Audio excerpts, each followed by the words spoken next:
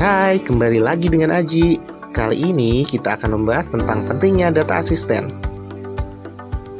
Ilmu pengetahuan selalu menjadi gerbang peradaban. Salah satu ujung tombaknya adalah akademis dan saintis. Ya, mereka yang menekuni, menguji, dan mengembangkan ilmu. Dengan melakukan riset terhadap objek keilmuan sesuai dengan bidang yang dikuasainya.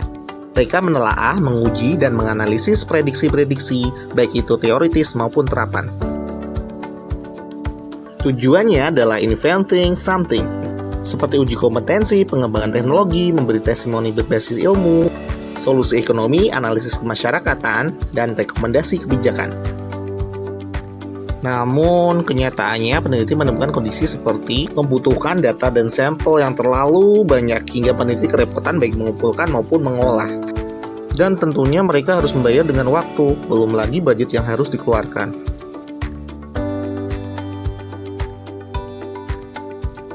Belum lagi jika penelitian itu membutuhkan sampel data yang berasal dari internet, yang mana tentunya tidak mudah didapatkan dengan cara manual biasa. Tenang, semua ada solusinya. Dengan Toba Data yang didedikasikan kepada data entusias sebagai asisten untuk data crawling, data cleansing, data labeling, data modeling, dan data visualization. Toba Data memiliki 4 aspek utama, yaitu genuine, fast, efficient, dan scalable. Mari kita menuju layanan pertama, data crawling. Dewasa ini, semua informasi yang ada di dunia tersimpan dan diabadikan dalam internet. Ya, semua informasi itu ditransformasikan ke berbagai macam platform online. Hal inilah yang dinamakan dengan big data. Nah, tugas Toba Data adalah untuk menghimpun big data tersebut yang mana sesuai dengan sumber platformnya.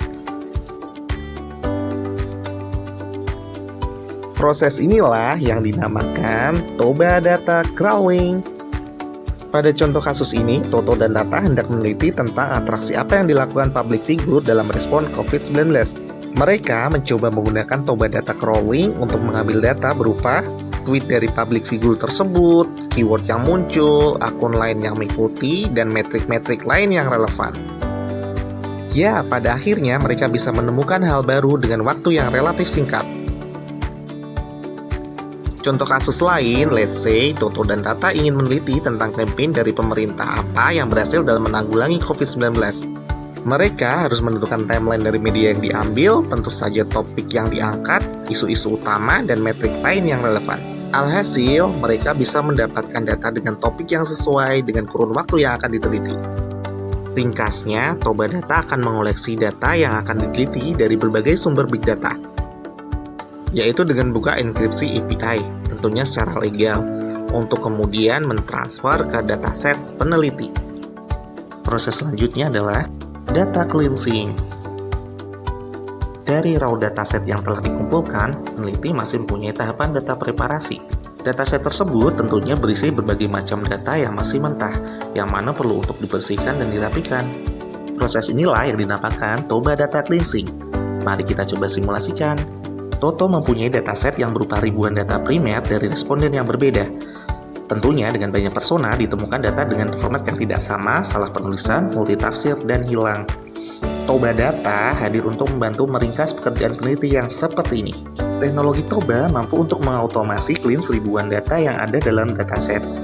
Toto bisa fokus pada hal yang lain untuk meningkatkan kualitas penelitiannya. Selanjutnya, data labeling.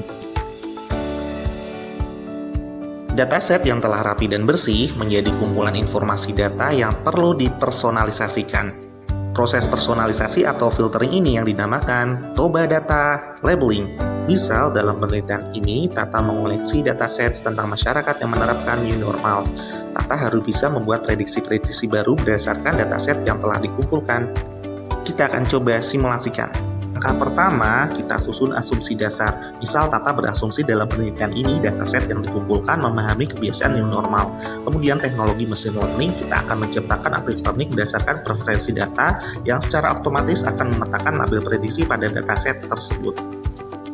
Langkah selanjutnya adalah data modeling.